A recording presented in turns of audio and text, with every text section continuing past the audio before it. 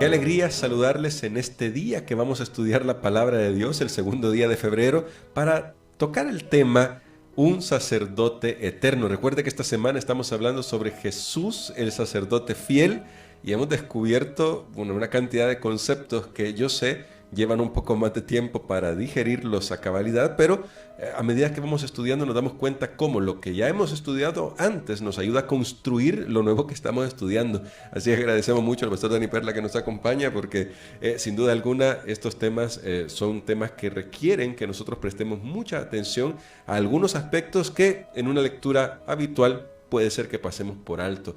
Así que hoy le invitamos a que nos acompañe en oración para ir al tema de nuestro día de hoy. Querido Padre, estamos muy agradecidos contigo porque hasta aquí tú nos has ayudado y nos das tu palabra para fortalecer nuestra fe. Y hemos aprendido muchísimo de nuestro Señor Jesucristo y hoy te rogamos que nos ayudes a aprender la lección de este día. En el nombre de Jesús. Amén. Amén. En estos días pasados, Pastor Dani Perla, hemos estado conversando sobre cómo es que llegó Jesús a ser sumo sacerdote según el orden de Melquisedec. Y gracias que usted nos explicaba qué implicaba esto del orden del Melquisedec, aprendimos ya que este era un símbolo, que Pablo lo tomó como un símbolo, tomó este personaje histórico y lo convirtió en un tipo de nuestro Señor Jesucristo. Pero todavía nos queda una pregunta, pastor, una pregunta que es esbozada en la lección, es dicha en la lección y quisiera trasladarla a usted. ¿Sobre qué base, siendo que ya se cubrió algo de esto, pero sobre qué base es que Jesús se convirtió en sacerdote finalmente? Muy bien, creo que es una muy buena pregunta y algo, hermano Gerson, que yo quiero destacar en este momento es que siempre al estudiar esta carta a los hebreos debemos tomar en cuenta el contexto social en el cual fue escrito, porque recordemos que la inquietud de los cristianos siempre era la presión que había de la comunidad, especialmente judía, de regresar al sistema antiguo. Y entonces la pregunta era, bueno, si yo abandono, habían amenazas, había persecución, y entonces lo que yo he conocido siempre es esto.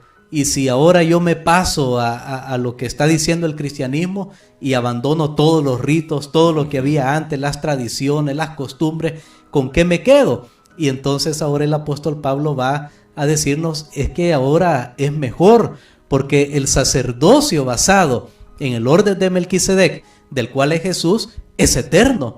Así que tú no estás perdiendo. Y yo quiero comenzar por allí, porque esta es una palabra de esperanza. Muchas personas tal vez han tenido que dejar un trabajo, una relación, estudios, no sé, algo han tenido que abandonar, algo que les daba seguridad para seguir a Cristo. Pero recordemos algo, si dejamos cualquiera de esas cosas, con lo que nos quedamos es Cristo, y es mucho más grande que todas esas cosas. El sacerdocio de Jesús tenía algo que el sacerdocio levítico no tenía. El sacerdocio levítico tenía sus limitaciones y ahora hay algo mejor. Vamos a la palabra de Dios en la carta a los hebreos, porque creo que esta lección se ha prestado mucho para estudiar el texto, no versículo por el tiempo, pero sí podemos abarcar un poco más el texto en Hebreos capítulo número 7 y vamos a leer los versículos 16 hasta el 19 para contrastar qué es lo que hace diferente el sacerdocio de Jesús al sacerdocio que ellos estaban acostumbrados a ver, el levítico.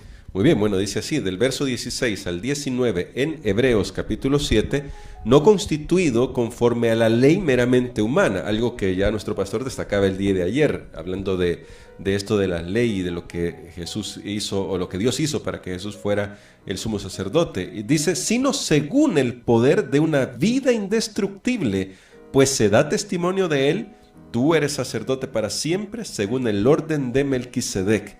Queda pues abrogado el mandamiento anterior a causa de su debilidad e ineficacia, pues la ley nada perfeccionó, y se introduce una mejor esperanza por la cual nos acercamos a Dios. Muy bien, aquí tenemos nosotros entonces que nos dice que el sacerdocio de Jesús es basado en el poder de una vida indestructible.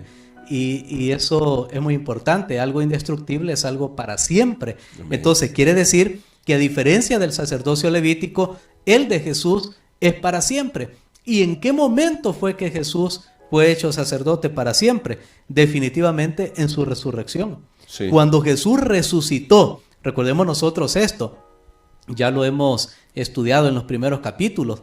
Cuando Jesús resucitó y entonces Jesús va al cielo y allí Él es coronado, allí Él es ensalzado, es entronizado, allí es hecho sacerdote, ahora Él vive para siempre, ya la muerte no tiene poder sobre Él. Amén. Así que por eso ahora estamos en una condición mejor. Y es más, no deberíamos temer tampoco a nuestra propia muerte, porque Jesús es el vencedor de la muerte. Así que esas son las promesas que el apóstol Pablo nos está hablando, y en el versículo 19 él concluye y dice: tenemos una mejor esperanza por la cual nos acercamos a Dios. La invitación, amigos, es ahora: acércate al Señor. Ya hay un sacerdote para siempre, intercede por nosotros para siempre. Acerquémonos. ¿Qué nos queda? Acercarnos, llegar hacia donde Él está a través de su Espíritu. Nosotros tocamos el trono de la gracia de Dios. Amén, amén. Qué impresionante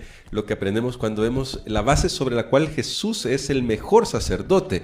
Ahora, esto me lleva a una idea que ya se ha tocado, bueno, solamente en estas lecciones pasadas que tenemos en este trimestre, sino en otras lecciones, y es la idea del pacto. Va a ser un pacto, implicaba los juramentos de Dios para con su pueblo. ¿Cómo, hablando de la esperanza mejor que es Jesús, cómo es que Jesús puede realmente traernos ese nuevo pacto del que habla el libro de Hebreos a nosotros, esos nuevos juramentos, esas nuevas promesas a nosotros, y en qué se diferencian con las promesas y pactos que se habían hecho con las generaciones pasadas? Porque al final nosotros también decimos, hay un solo pacto. Así es, y creo que esta es una pregunta muy importante, porque muchos piensan, bueno, se desechó lo anterior. De hecho, estamos viendo que en el sacerdocio estaba el Levítico y el de Melquisedec, y no es que Dios hizo a un lado el de Levítico, No. sino que el Levítico, el sacerdocio levítico me refiero, tuvo su cumplimiento, cumplió su función, pero como tenía limitaciones, llegó hasta un cierto punto.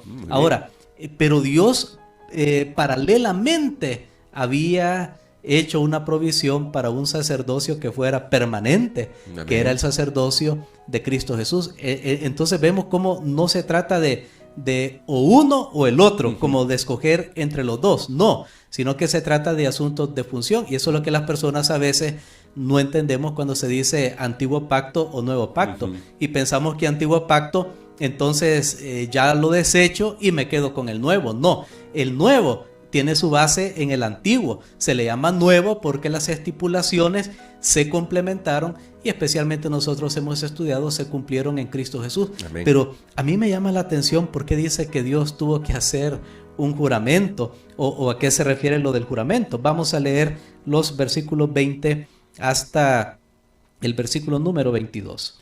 Bueno, dice acá, y esto no fue hecho sin juramento, porque los otros ciertamente sin juramento fueron hechos sacerdotes, dice acá. Me llama mucho la atención eso a mí también. Pero con el juramento del que dijo, juró el Señor y no se arrepentirá, tú eres sacerdote para siempre según el orden de Melquisedec.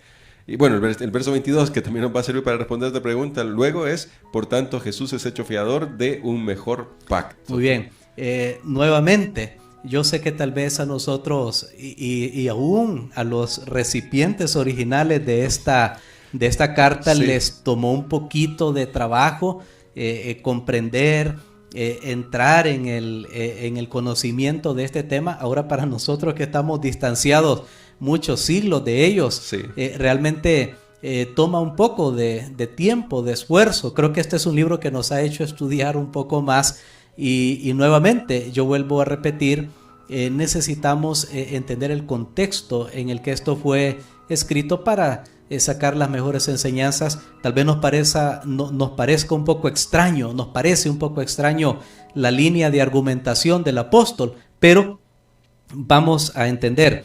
Dice, esto no fue hecho sin juramento, no fue hecho sin juramento. ¿Por qué? Porque a nosotros nos gusta la seguridad. Así ¿Por es. qué se hace un escrito? ¿Por qué cuando se vende una casa, usted compra? ¿Por qué no dice, bueno, ya se la vendí, sí, ya De la compré, palabra. de palabra? Porque sabemos que puede cambiar. A veces las personas hablan algo o decimos algo y después decimos, no, yo no dije eso.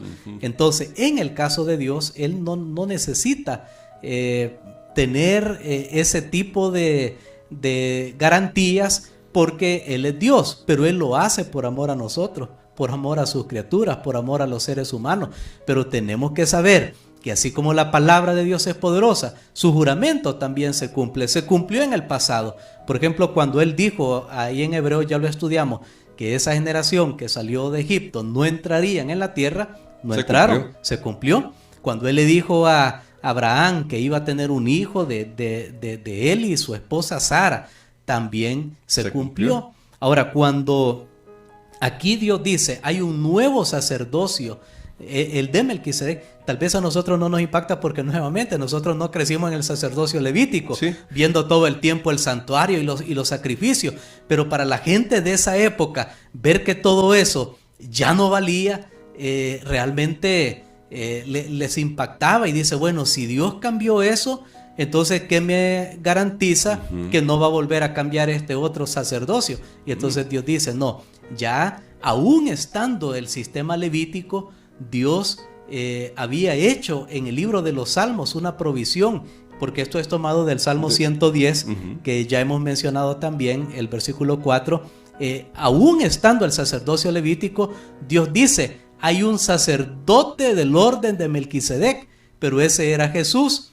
Así que Dios no había mentido, Dios no estaba cambiando, Él ya lo había anunciado, pero ahora cuando Jesús vino y murió, resucitó y se fue al cielo, ahora era mucho más evidente para todas las personas. Ahora entonces, entraba en funciones, digamos. Ahora estaba ya operando. Operando. Y lo que nosotros podemos entender de esto para nosotros hoy es la palabra de Dios se cumple. Amén. La palabra de Dios es poderosa. No digamos pues, ni digamos su juramento, se va a cumplir. Cuando Dios dice algo, se va a cumplir. Y lo que a mí me queda, lo que a nosotros nos queda, es confiar en su palabra. Entonces, pastor, cuando el verso 22 habla del Señor Jesús como fiador del mejor pacto en función de este juramento que hace el Padre, que hace nuestro Dios, hablando de esto, de que como usted decía, no, esto se va a cumplir, ¿cómo hace Jesús? Porque ya Dios va a cumplir su palabra. ¿Cómo hace Jesús como sacerdote, sumo sacerdote, para trasladar ese juramento de bendiciones a nosotros? Podríamos decir, ¿cómo hace esa transferencia? Muy bien, yo creo que este es un texto hermoso para nosotros. Es una gran seguridad de la salvación, que ahora el fiador, que en aquel tiempo, ahí en esa cultura, un fiador era lo mismo que es ahora. ¿Quién es un fiador? Es alguien que queda como garante por si no se paga un cierto bien o servicio. Entonces, el fiador se compromete, ok, si aquella persona no cumple, entonces yo voy a cumplir. Eso es un fiador, que aquí, hablando en el ambiente terrenal, pues lleva un gran riesgo. Bastante. Porque si la otra persona no cumple, pues usted está llamado para cumplir. A veces pareciera un requisito nada más de trámite, pero tiene grandes implicaciones, porque a usted le tocará pagar si la otra persona no paga. Pero entonces, notemos esto, dice la Biblia, el fiador de nuestra salvación es Cristo Jesús. Amén. Quien es el que garantiza que vamos a ser salvos es Cristo Jesús. Así que no es cualquier ser humano, no es la iglesia, no es un pastor, no es una organización. Por eso me gusta tanto este pasaje, porque dice, Él es fiador de este pacto, de este tratado de la salvación, si lo queremos llamar de esa manera, de eso que Dios salvó al ser humano. Nadie necesita perderse. Uno dice, ¿cómo yo me voy a salvar al final? ¿Qué me garantiza? Tenemos la garantía a través de Cristo Jesús, porque Él ya es un sacerdote, a diferencia de los sacerdotes levíticos, que vive para siempre. Por eso en el capítulo 7 está ese pasaje, que Jesús vive para siempre interceder por su pueblo. Amén. Y por eso debemos tener esa seguridad y alabar su nombre. Y hoy le invitamos a usted que está en sintonía de Radio Adventista o viendo esta transmisión en Facebook o en YouTube para que vaya al Señor y reciba la promesa del nuevo pacto en el Señor Jesucristo. Ya tenemos la garantía que es Él, y si lo tenemos a Él, yo creo que por eso otros autores dirán con otro lenguaje, el que tiene al Hijo tiene la vida, porque en el Hijo está todo lo que nosotros necesitamos. Así que, pastor, quisiera que orara por nosotros para que tomemos esta decisión. Tal vez hay alguien que está oyendo o viendo esta transmisión que todavía no ha tomado la decisión de entregar su vida a Jesús. Hoy es el día para entrar en este pacto eterno con el Señor. Amén. Padre, en este momento te damos gracias, Señor, por todas las garantías que tú nos das. Tal vez nos preguntamos, al igual que los recipientes originales de la carta a los hebreos, ¿qué perdemos si te seguimos? O nos ponemos a sacar cuenta de las cosas que podemos perder si nos entregamos a ti. Pero ahora tú nos has dicho, Señor, que lo mejor es lo que nos queda, que es Cristo Jesús. Amén. Ayúdanos a confiar en sus promesas. Te damos gracias porque nuestra salvación está asegurada y garantizada, que lo que fue hecho en la cruz del Calvario, ahora, Señor, es aplicado a nuestras vidas. Tú no vas a cambiar ya porque tu Hijo hizo ese gran sacrificio para salvarnos. Ayúdanos a mirar a Él, a tener fe en su sangre. Lo pedimos en el nombre de Jesús. Amén. Amén.